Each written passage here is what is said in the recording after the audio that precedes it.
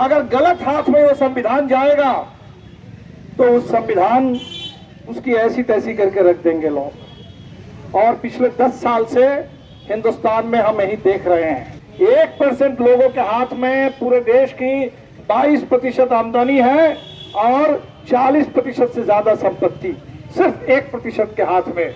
हम कहते हैं कि दुनिया के 5वीं सबसे बड़ी अर्थव्यवस्था है, लेकिन अगर इस देश के प्रति व्यक्ति आय उस पर अगर हम नजर डालेंगे तो हिंदुस्तान सबसे पिछले निचले पायदान पर है।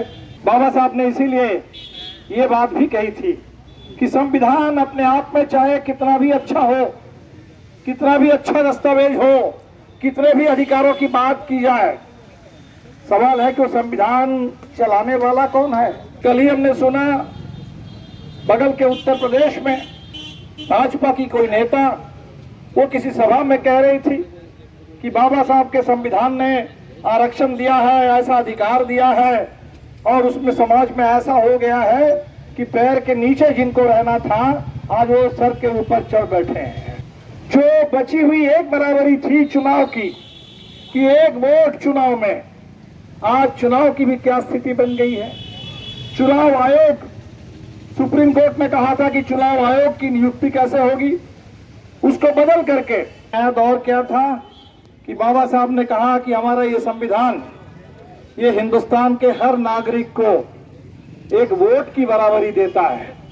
हर आदमी के लिए, हर नागरिक के लिए एक वोट, अमीर से अमीर आदमी को भी एक और गरीब से गरीब हिंदुस्तानी को भी एक वोट। लेकिन इस वोट की बराबरी के बाहर जो समाज है उस समाज में गैर बराबरी जबरदस्त रूप से आज भी, सदियों से गैर बराबरी थी और आज भी है। और अगर अर्थव्यवस्था की बात करें वहां तो चरम गैर बराबरी है। इसलिए बाबा साहब की सोच थी कि हिंदुस्तान के नागरिक इस संविधान को लेकर के आगे बढ़े।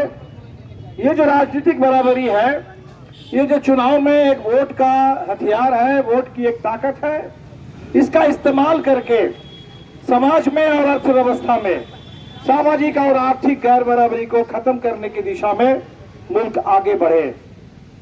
आज स्थिति क्या है हम सब लोग जान रहे हैं। बाबा साहब ने इसीलिए ये बात भी कही थी कि संविधान अपने आप में चाहे कितना भी अच्छा हो, कितना भी अच्छा दस्तावेज हो, कितने भी अधिकारों की बात की जाए, सवाल है कि वो संविधान चलाने वाला कौन है, किसके हाथ में है वो संविधान।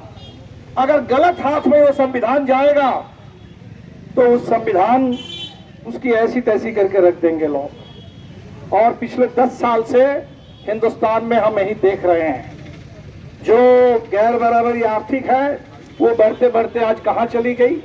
1% लोगों के हाथ में, 1% लोगों के हाथ में पूरे देश की 22% आमदनी है और 40% से ज्यादा संपत्ति सिर्फ 1% के हाथ में। और जो नीचे के 90% हैं उनके पास आप देख रहे हैं कि ना तो कोई संपत्ति है और ना कोई आमदनी है। हम कहते हैं कि दुनिया के 5वीं सबसे बड़ी अर्थव्यवस्था है, लेकिन अगर इस देश के प्रति व्यक्ति आय उस पर अगर हम नजर डालेंगे तो हिंदुस्तान सबसे पिछले निचले पायदान पर है। दुनिया के 100 देशों से भी पीछे हम लोग हैं। आप सामाजिक गैर बराबरी देख लीजिए। कल ही हमने सुना बगल के उत्तर प्रदेश में भाजपा की कोई नेता वो किसी सभा में कह रही थी कि बाबा साहब के संविधान ने आरक्षण दिया है, ऐसा अधिकार दिया है और उसमें समाज में ऐसा हो गया है कि पैर के नीचे जिनको रहना था आज वो सर के ऊपर चढ़ बैठे हैं। और तत्काल पार्टी से, उनको अभी चुनाव का समय है तो पार्टी ने कहा कि इनका निजी विचार है, ये मोदी जी के मन की बात नहीं है, लेकिन क्या है हम सब लोग जानते हैं। तो उनको अभी पार्टी से तत्काल थोड़ी बहुत के लिए निलंबित किया गया। मध्य प्रदेश में चुनाव हो रहा था। चुनाव से पहले हमने देखा भाजपा के किसी नौजवान सिरफिरे नेता को एक आदिवासी मजदूर के चेहरे पर पेशाब करते हुए। आज समाज में कहां बराबरी है और कहां गैर बराबरी है आप देख सकते हैं। जो बची हुई एक बराबरी थी चुनाव की कि एक वोट चुनाव में, आज चुनाव की भी क्या स्थिति बन गई है। चुनाव आयोग, सुप्रीम कोर्ट ने कहा था कि चुनाव आयोग की नियुक्ति कैसे होगी, उसको बदल करके ऐसा कानून बना दिया गया कि चुनाव आयोग की लाइव बिहार यूट्यूब पर सब्सक्राइब और फेसबुक पर लाइक जरूर करें।